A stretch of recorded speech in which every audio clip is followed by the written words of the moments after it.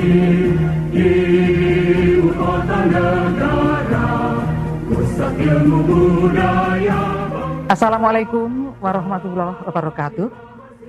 Saya Maria Zuraida dari UI Watch ingin berbicara tentang komunis gaya baru atau KBG beserta ciri-cirinya.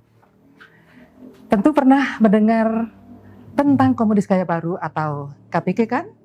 Begini, Jenderal Sarwoedi Wibowo pernah memprediksi tentang kebangkitan Partai Komunis Indonesia PKI.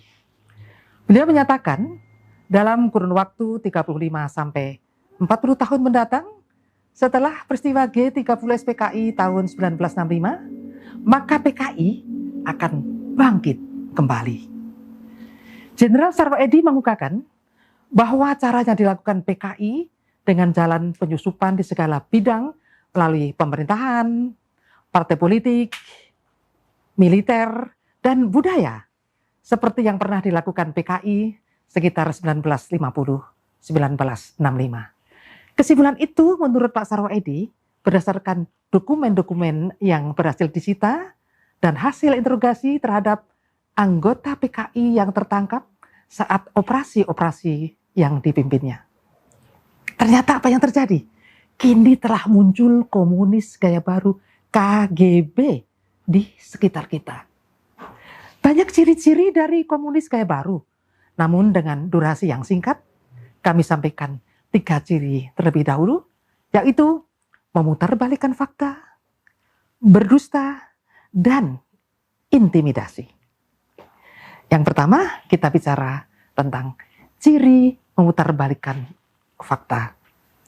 PKI sebagai pelaku pemberontakan G30S tahun 1965 telah diputarbalikkan PKI menjadi sebagai korban melalui tulisan-tulisan di media atau beberapa buku yang ditulis dan dijual melalui toko-toko buku. Ini merupakan pemilukan sejarah yang dilakukan pasca 1998.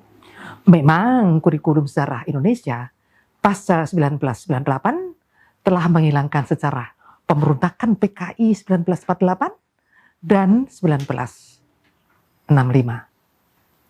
Oleh karena itulah, para pelajar bahkan mahasiswa lebih percaya pada tulisan-tulisan yang mereka peroleh di media ataupun buku-buku yang ditulis oleh simpatisan PKI.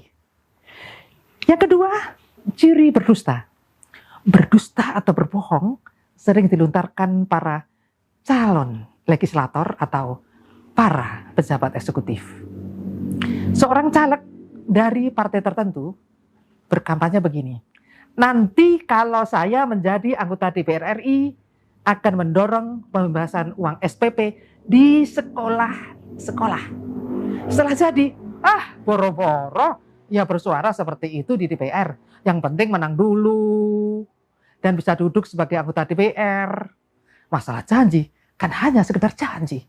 Kok gampangnya berdusta pada rakyat?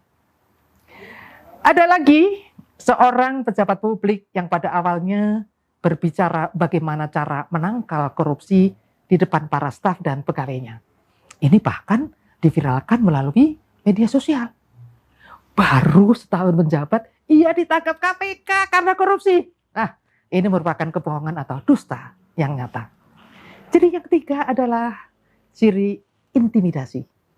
Banyak cara intimidasi yang dilakukan oknum belakangan ini. Seorang pejabat KPK, Komisi Pemberantasan Korupsi, pulang dari sholat subuh di masjid, disiram matanya dengan air keras.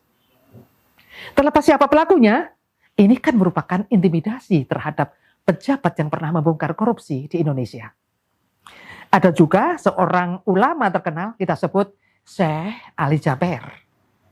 Beliau beberapa bulan lalu dianiaya dengan menggunakan senjata tajam saat memberikan ceramah di masjid salah satu provinsi Lampung.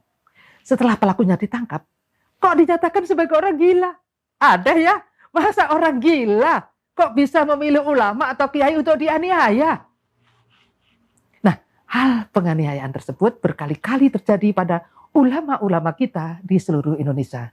Ujungnya, setelah pemeriksaan, Pelakunya dianggap tidak waras alias gila. Loh, kok seragam ya?